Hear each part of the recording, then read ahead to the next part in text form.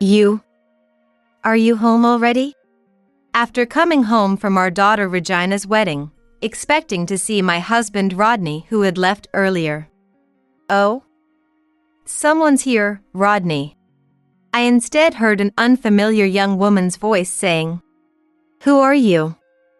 Why are you intruding in someone else's home?" That's my line.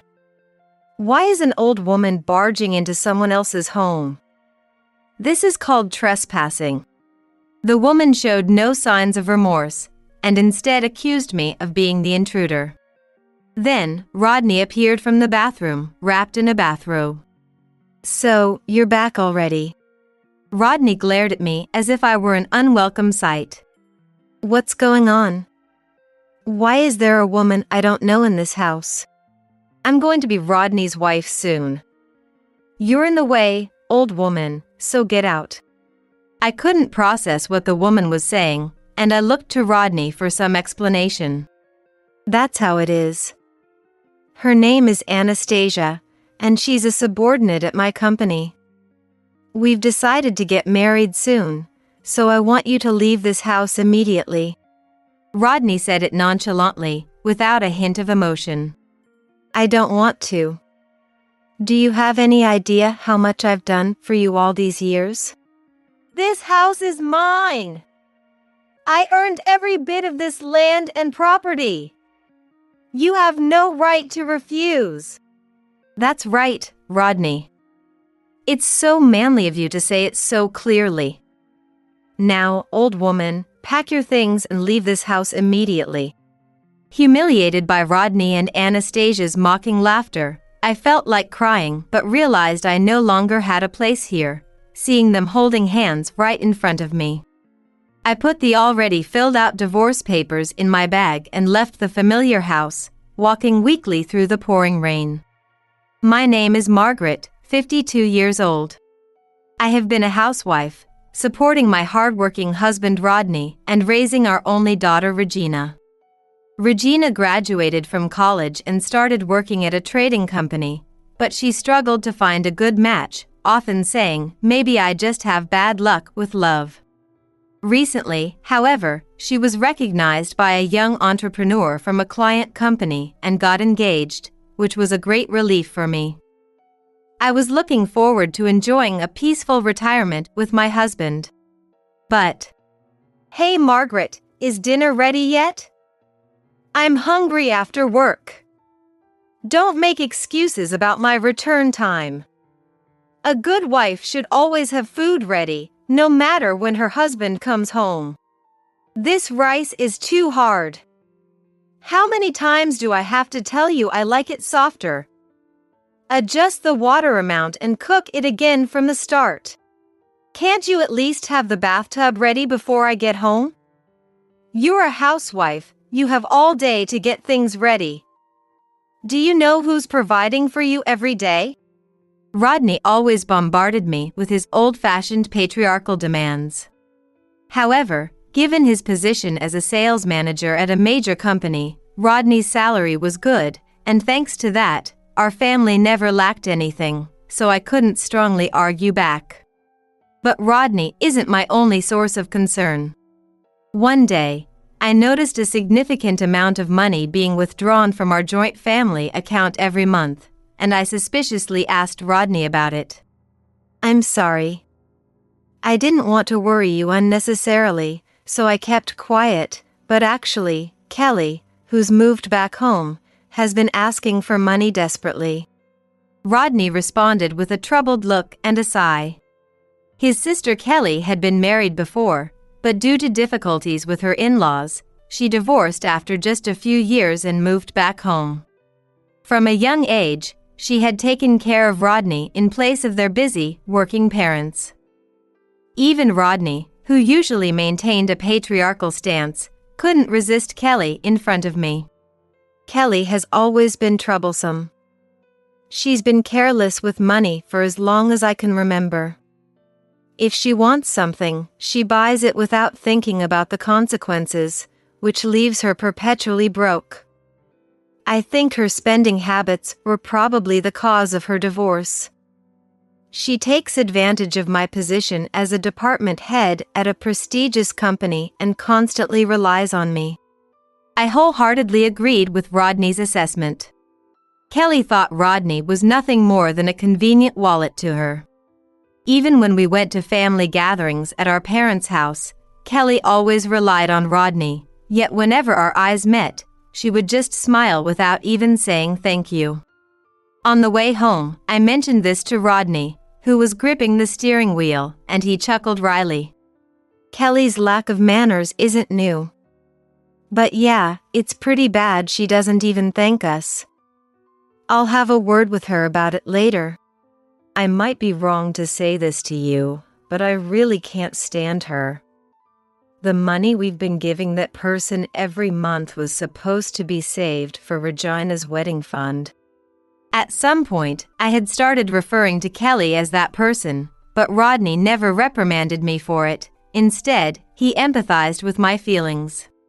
If you can't stand Kelly, then you shouldn't have to see her. From now on, I'll go to the family gatherings by myself.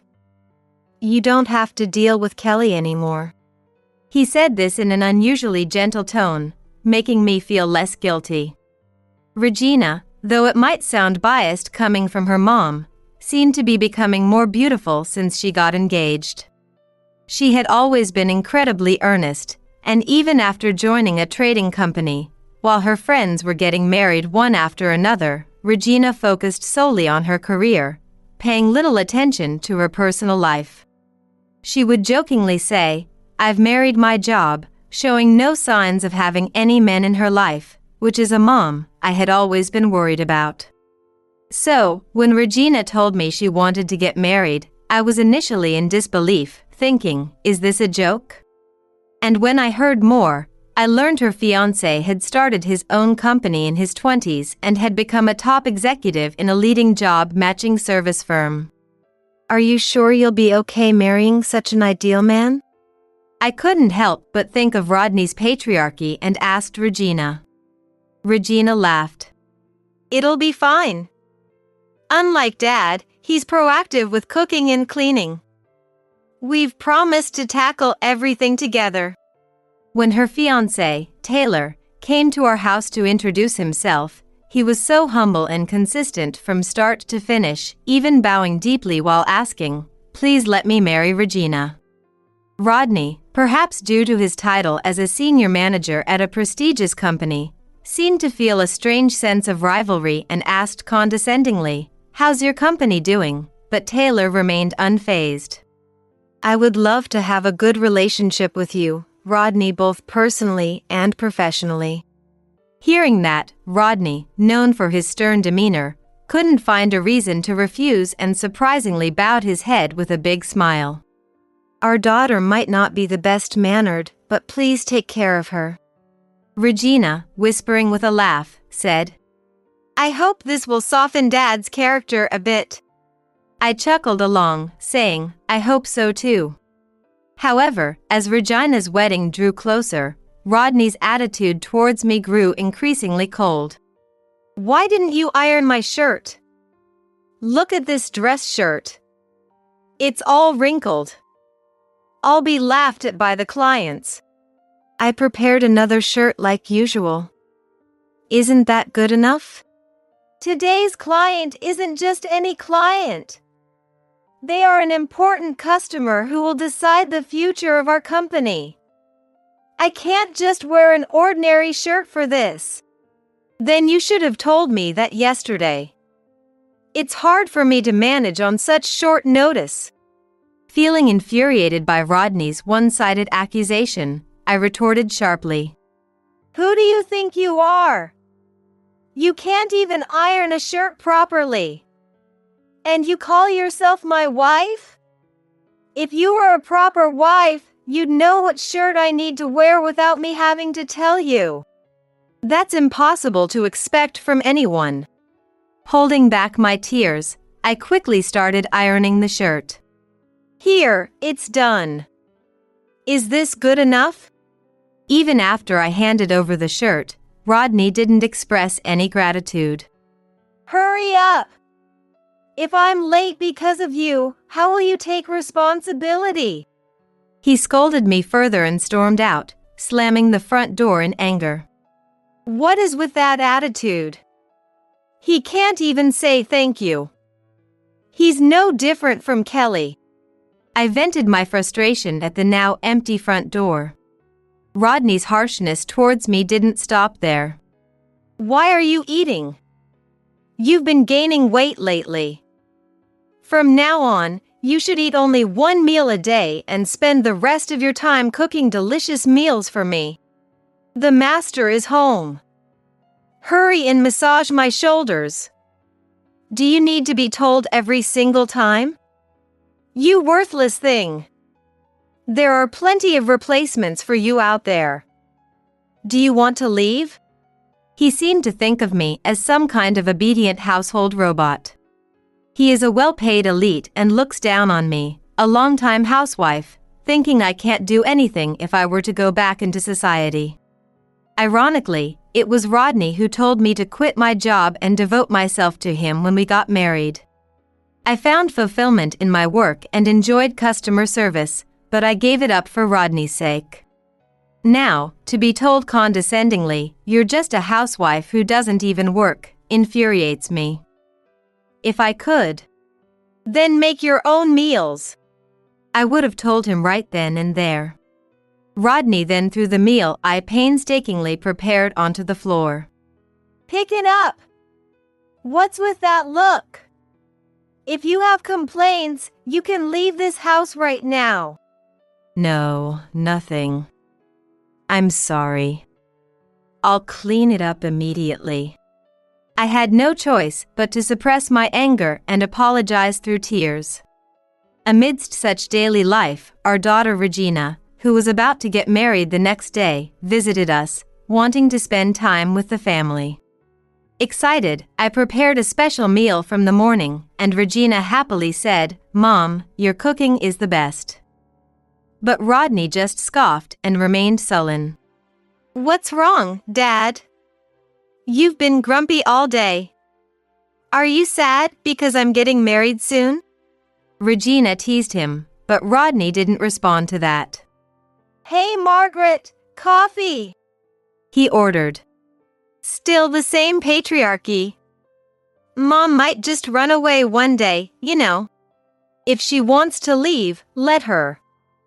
She has no job. She'll come crawling back for money soon enough. Good grief. You haven't gotten any kinder.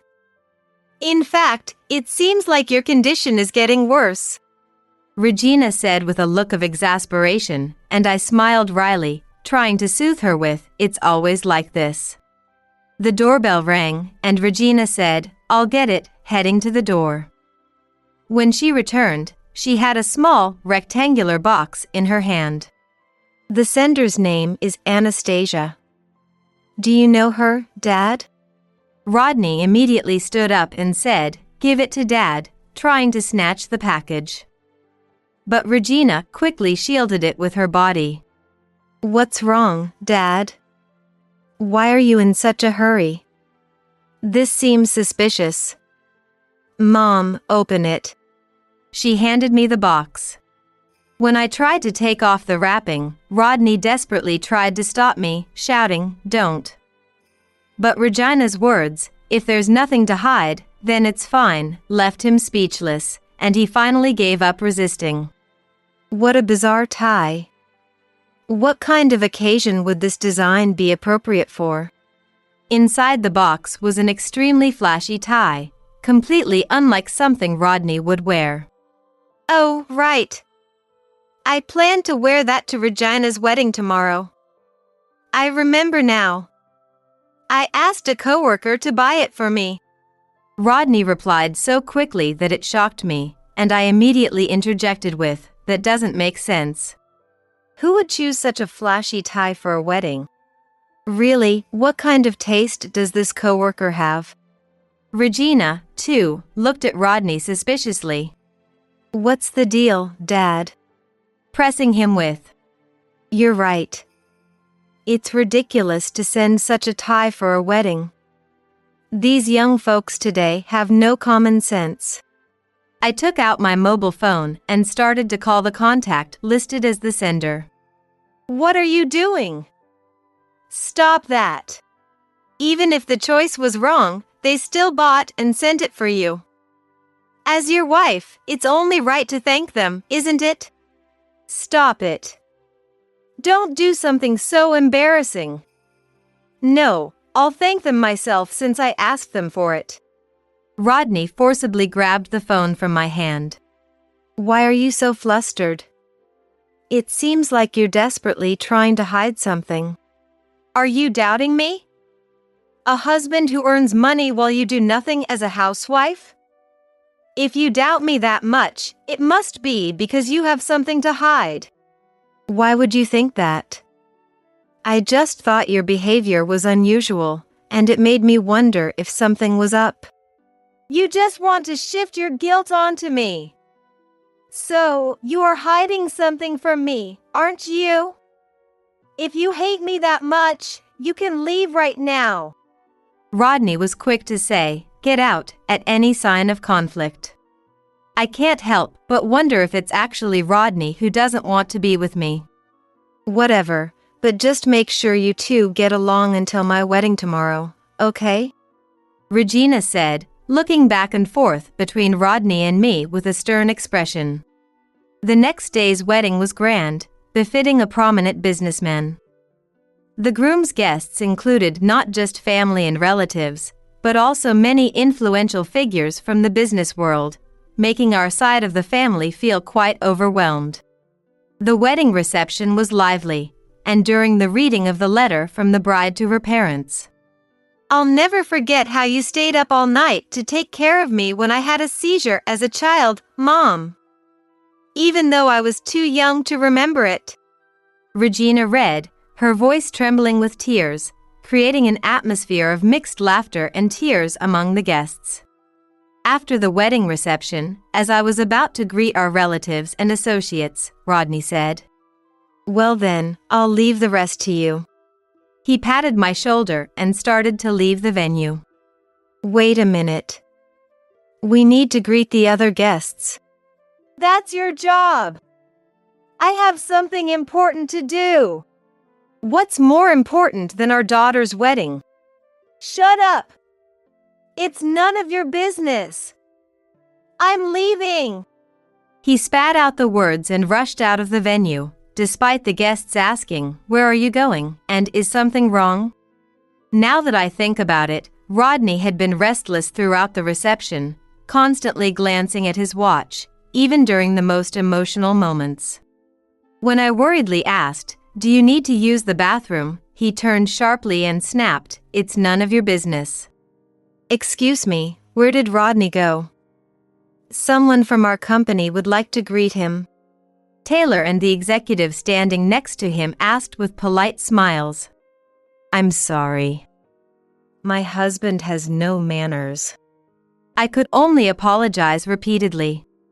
In the taxi after leaving the venue, I was thinking about Regina's happy face when the driver asked, "Was it a family wedding?" I didn't realize I was grinning from ear to ear until then. It was my daughter's wedding. It's hard to believe how my little girl has grown into such a beautiful bride. Time really flies. Seeing your happy smile makes me feel like I've shared in your joy. Congratulations. The elderly driver smiled at me through the rearview mirror. Looks like a storm is coming. It might start pouring any minute. The driver remarked, but I was too filled with joy from my daughter's wedding to pay much attention. I got off the taxi just before reaching home, handing the driver a bill and cheerfully saying, "Keep the change." Honey? Are you home already? There were signs of someone being home, but Rodney was nowhere to be seen, so I walked inside. Hey, someone just came in, Rodney. I heard a young woman's voice that I didn't recognize. Excuse me, but who are you? And why are you in my house? That's my line. Why did that woman enter someone else's house without permission? This is called trespassing, you know that? The woman didn't look guilty at all. In fact, she called me a complete outsider without hesitation. At that moment, Rodney appeared from the bathroom, wearing a bathrobe. I've never seen you dressed like that before. Do you think you're a Hollywood star or something? Oh, you're back already, Rodney said, glaring at me as if he was looking at something unpleasant. What is going on here? Why is there a woman I don't know acting like she owns this house? Excuse me. I'm going to be Rodney's wife soon. You're in the way, so please leave. I couldn't comprehend what the woman was saying, so I looked at Rodney for help. This is how it is. Her name is Anastasia, and she's my subordinate at work. We decided to get married soon, so I need you to leave this house immediately. Rodney said it nonchalantly, as if it were nothing. When I heard the name Anastasia, I immediately thought, is she the woman with the tie? I promised Anastasia her long ago that after Regina's wedding, I would leave you and live with her. I refuse. Do you think I can just accept that with a simple yes? Do you know how much I have devoted myself to you all these years? This house is mine. You've been lazing around inside from morning till night. While you were enjoying yourself all day, I was out there working hard, running from one client to another. After our daughter gets married, I deserve to enjoy my life more. Anyway, I earned this house, this land, and all the assets with my hard work. You have no right to refuse. Rodney, you're so manly to say it clearly like that. Now that she understands, can the nuisance pack her things and leave this house immediately? Rodney and Anastasia looked at me triumphantly and smirked. But my anger towards my husband was so intense that I couldn't even cry. Still, seeing Rodney and Anastasia holding hands, I realized that there was no place for me in this house anymore. I packed the already filled divorce papers Rodney had given me into my bag and left the home I was so used to living in. When I opened the front door, a fierce rain with strong winds was falling. Having rushed out, I didn't feel like going back to get an umbrella, so I started walking in the rain as if being pelted by a waterfall. The cheerful sounds from the wedding reception 2 hours earlier were drowned out by the sound of rain hitting the asphalt, and I couldn't tell if the droplets on my cheeks were rain or tears. As the unpleasant sound of water gurgling through the storm drain echoed, the 30 years Rodney and I spent together were washed away so easily. Having nowhere to go, I sat on a swing in the downpour, my mind blank. A woman entered the park. Come inside. You'll catch a cold. And offered me an umbrella. Kelly, what happened? It was Kelly, my sister-in-law, who had spoken. How are you doing? That's what I should be asking. Rodney really did something stupid this time. Leave it to me from here on out. Kelly flashed a confident smile. Just as planned. It's time for payback. Encouraging me to stand, she gently took my hand and led me to the back seat of a black sedan waiting outside the park. Margaret, you don't need to cry. I'll protect you. I won't let them have their way. The warmth in her voice was enough to thaw my body and heart, both chilled by the rain. 3 months ago, there was a family gathering. I told Rodney, who was busy with work, I'll go by myself. I had always felt uneasy around my sister-in-law, Kelly, but I thought if I didn't make an appearance once in a while, who knows what kind of rumors might start circulating among the relatives. Rodney tried to stop me, saying, "You don't have to go if you don't want to." But I secretly went to the gathering without telling him and met Kelly for the first time in years. The moment she saw my face, Kelly smiled and said, "Oh, it's been a while, Margaret." She welcomed me with the warmth of an old friend unexpectedly running into you. Her reaction took me by surprise, but since I had the chance, I decided to ask her how much money she had borrowed from Rodney and if there was any plan for repayment. What? I borrowed money from Rodney? Margaret, I have no idea what you're talking about. Kelly tilted her head as if hearing this for the first time and asked, "Why would you think that?" As we helped out with the gathering and later sipped coffee in the living room, my misunderstanding about Kelly quickly dissolved. It turned out Kelly was a shrewd businesswoman running several companies and wasn't in need of money. When I later asked my son-in-law, Taylor, about her, he said, "If you're talking about the CEO of King Holdings, I know her well. She's been very good to our company since its early days. I owe my current success to her." Kelly was highly respected in her industry. Knowing the truth about Kelly, a new suspicion arose in my mind. Why did Rodney lie about lending Kelly money?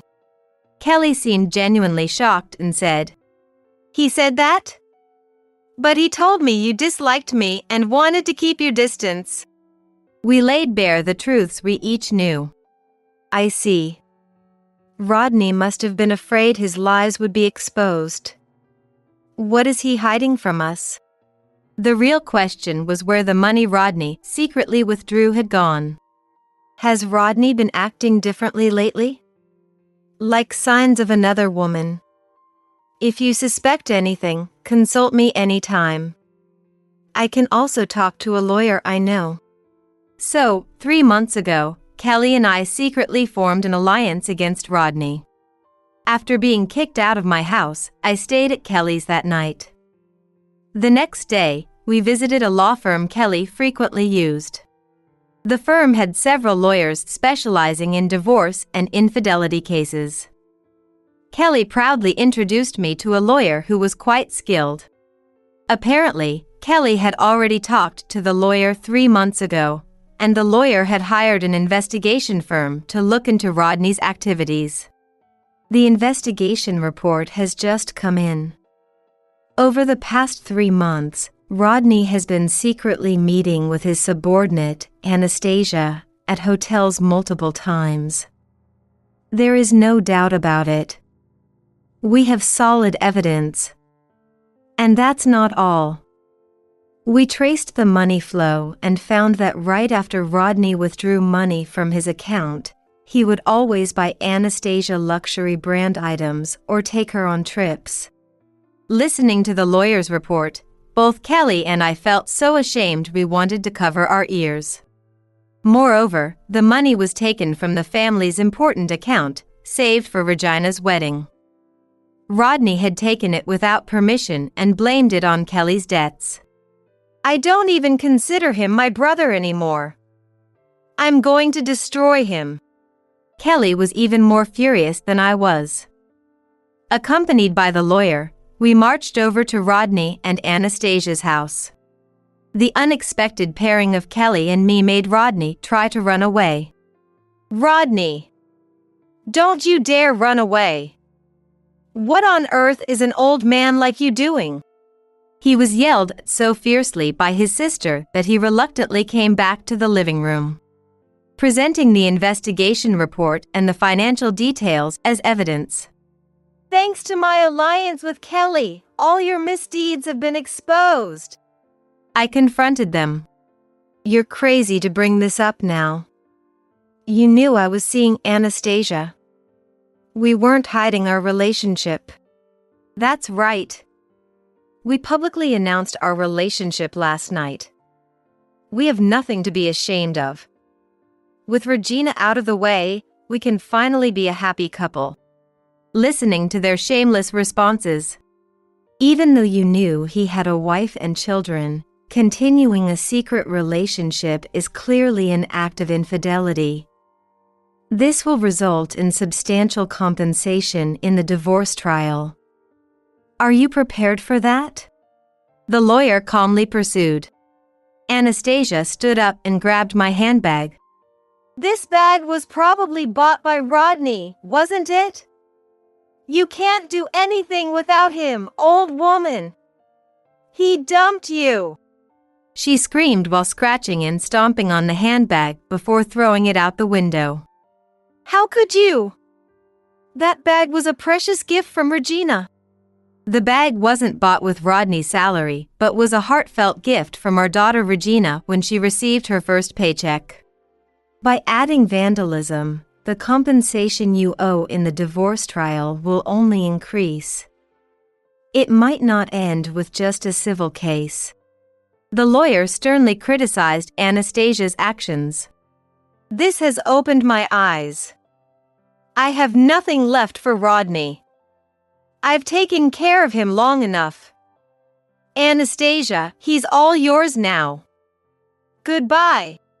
Leaving those words, I stormed out of the home I had lived in for so many years.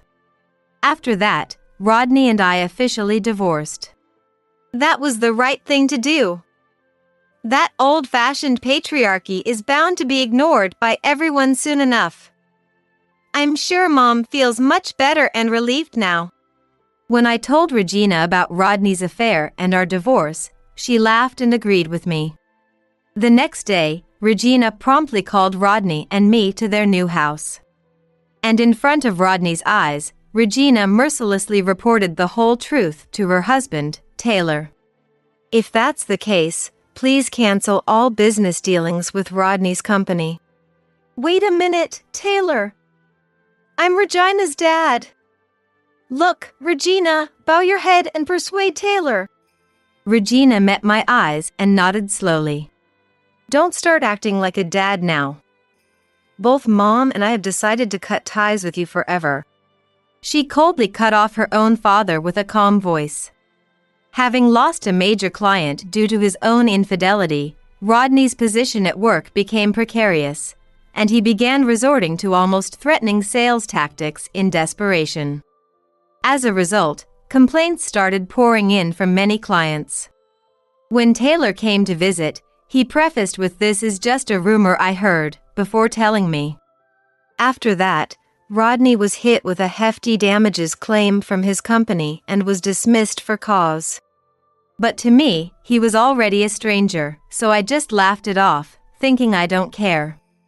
Even after divorcing Rodney, I maintained a good relationship with my sister-in-law, Kelly.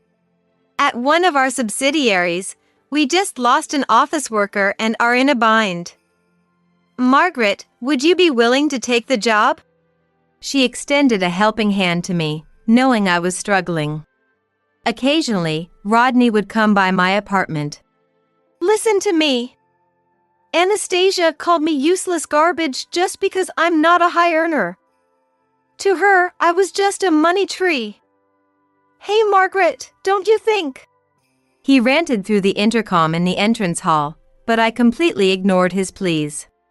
I already had someone new in mind for marriage. My new partner, a divorcee working in the same office, was very friendly and never bossed anyone around, unlike the patriarchal Rodney. As soon as I moved to a cheap apartment, Anastasia ran off with a younger guy. What am I supposed to do now?